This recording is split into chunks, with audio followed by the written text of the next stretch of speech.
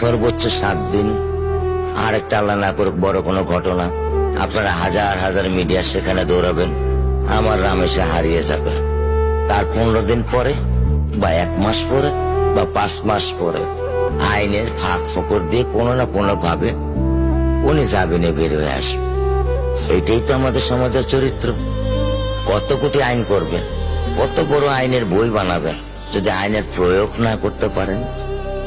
ওর জীবনে এমন কোনো চাওয়া নাই যেটা আমি পূরণ করি নাই।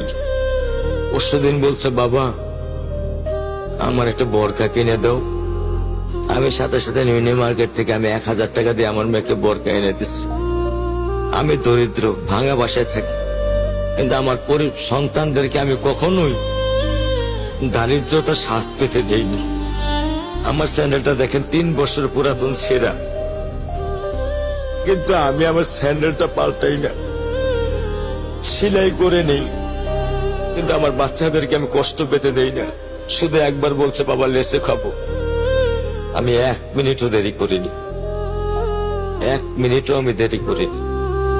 ও আমার একটা হৃৎপিণ্ড।